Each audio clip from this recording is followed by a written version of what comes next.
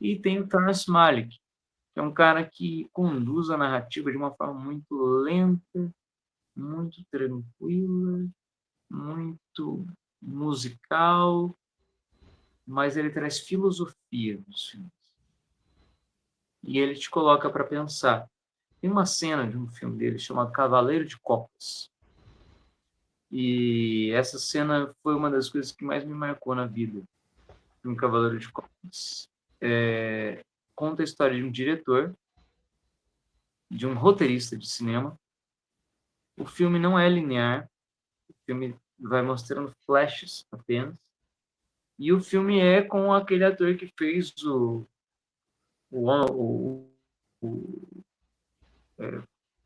fez o maquinista. Pô, me esqueci do nome do ator. É alguma coisa. Hawking, não me lembro. Mas não é Stephen Hawking, não, o físico. Não é. Mas, enfim, ele fez esse filme. É um ator famoso pra caramba, mas é um filme totalmente disruptivo. Vou até me certificar aqui do Cavaleiro de Copas, quem que é o diretor, que eu não quero passar vergonha ao vivo, né? Quer dizer, o Kim que é o diretor, não, Kim que é o ator. O diretor é o Terence Malick. Cavaleiro de Copas. O Cavaleiro de Copas é estrelado pelo ator. Olha que lindo, não mostra o nome do ator aqui.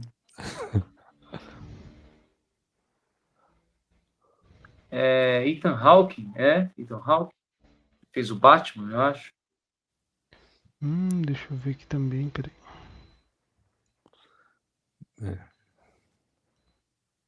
É isso, eu acredito que é isso mesmo.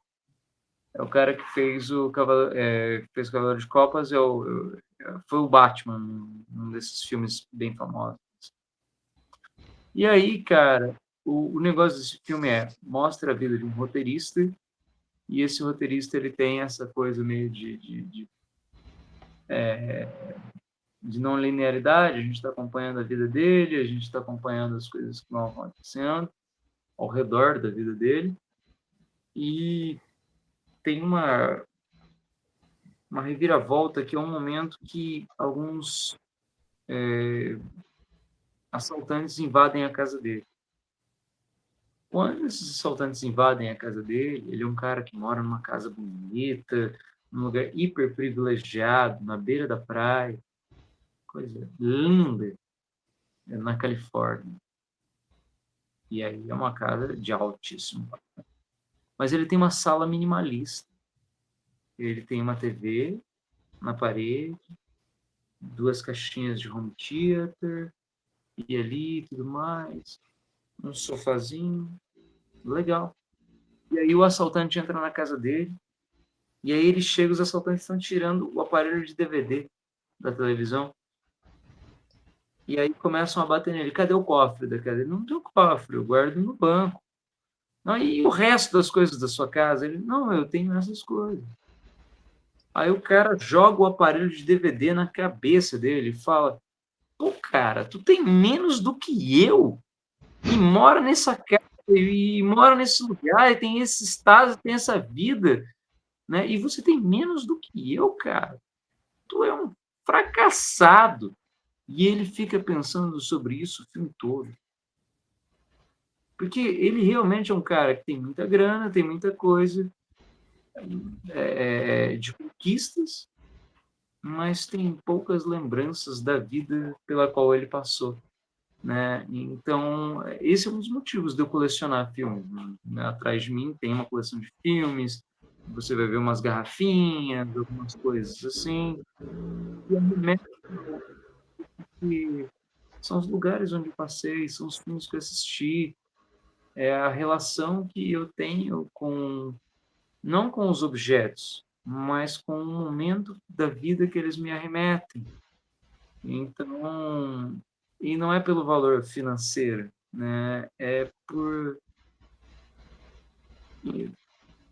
quando eu passar para outro plano espiritual, né? Quando eu morrer, quando eu deixar de existir, o que vai sobrar de mim?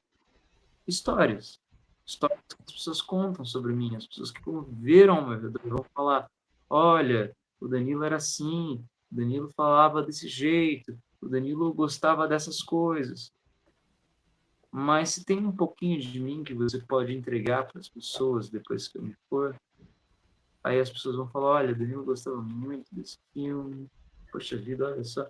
E aí elas começam a criar também uma coisa para elas, e para se lembrar de outras pessoas também, e para se lembrar de outros momentos também.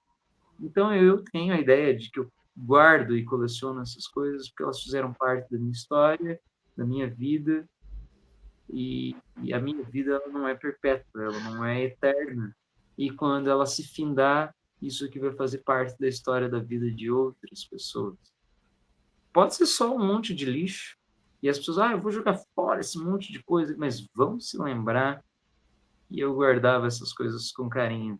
E quando elas se lembrarem disso, elas vão falar: era um maluco mesmo, né? Mas vão haver comentários quando encontrarem isso jogado na rua, ou no meio, isso aí deve ser coisa do Danilo, com certeza, porque ele era um maluco colecionador, né? Então eu sinto que tem um pouco disso. Eu acho que é um pouco desse guardar coisas, né? Então você vê que era só recomendação de um filme, Pô, que mas bela aula. ele tem essa coisa de trazer isso, evocar isso na gente, né? O que é que a gente é e o que é que a gente possui em relação ao que a gente é e como a gente valida o que a gente é. Não há como validar o que a gente é.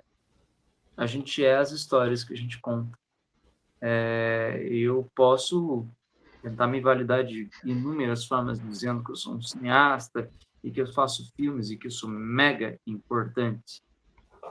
Mas do que importaria isso se não fossem as minhas histórias de vida e todo o trajeto que eu fiz até chegar naquele ponto e pensar em fazer aquele filme, ou em pensar em contar para vocês, em compartilhar o que é aquele filme.